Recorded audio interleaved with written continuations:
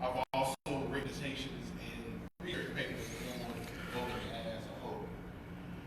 But there's always this understanding when I start lectures or when I start speeches that I like to give context, like definitional foundation, right?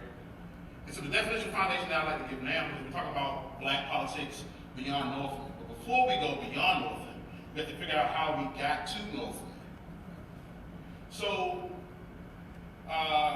one of the most prestigious black political scientists out of Howard, his name was Haynes Walton. He came up with a definition for black politics. He defines black politics and says that black politics springs from the particular brand of segregation practices found in different environments in which black people find themselves.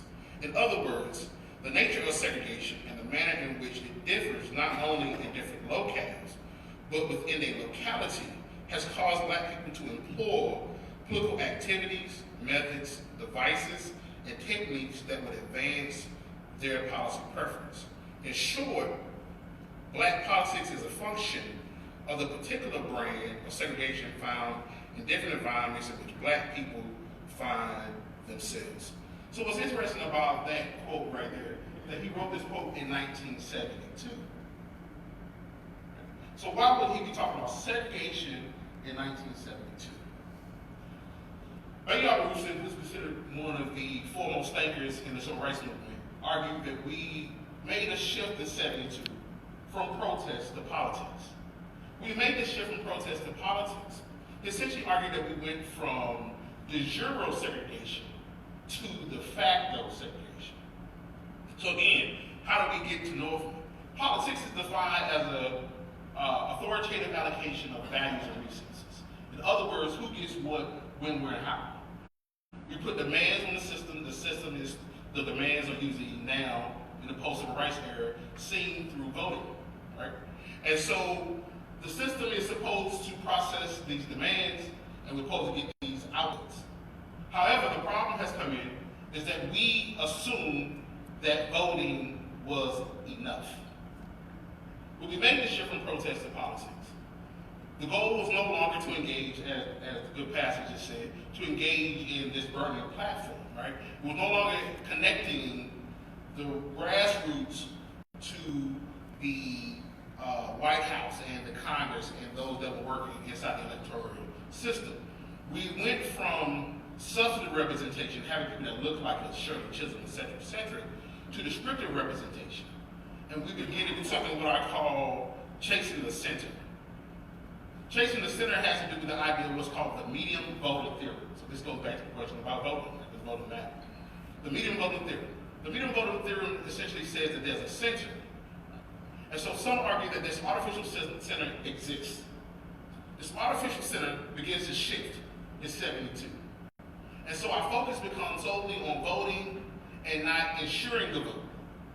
So when Shelby County v. Holder happens in 2012, we do nothing. Why? Because the plan is based on what I call IBM, machine politics. Incrementalism, gradually accepting whatever the system gives you out of it, even though it may give you neglect, co-optation, and make all your issues invisible.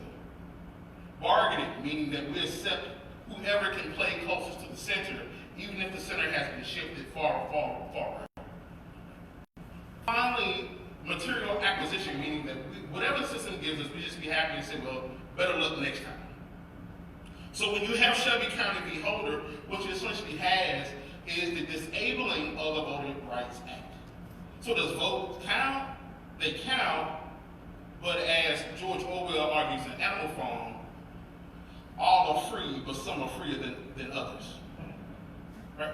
And so the vote comes in where you only have a certain amount of people that elect your president. And that's called the Electoral College, which is the original form of voter suppression. It's the original form of voter suppression because literally it was made so slave owners who knew that the general population would start voting in 1865 and took it away in 1877 and then gave it back in 1965 to black people, white women gained the vote in 1920, right? So when we finally gained the right to vote, they still had this system coded. The system was coded in a way that said, no matter what happens, the organization will seek predictable growth. which means that we no longer look at things through a race-specific lens.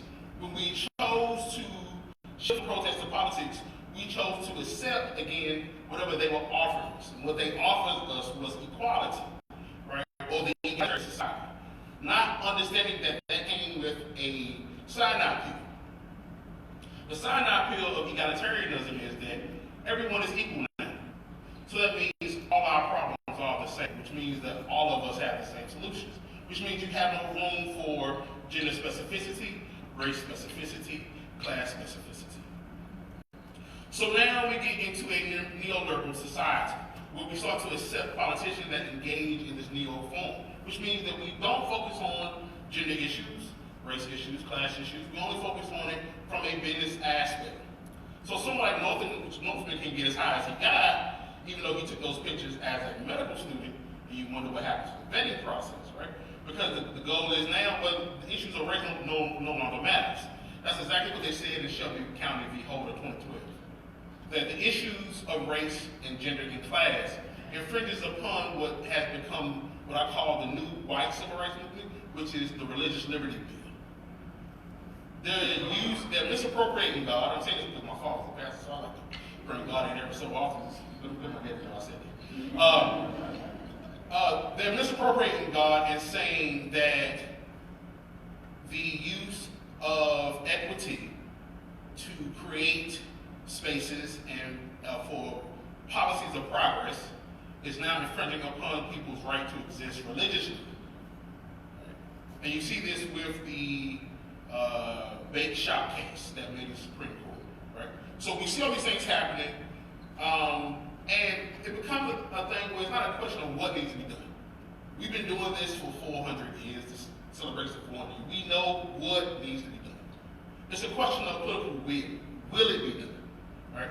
And so that means that if we want to vote, the vote to count, we have to start with securing the vote.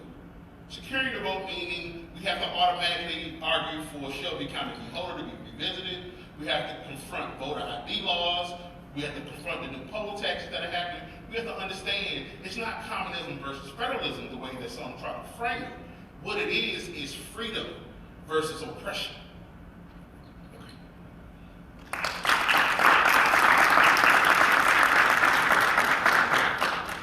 Thank you so much. And now we will have remarks from Ms. Scott, who will speak on the intersection between the Democratic Party and the Black agenda.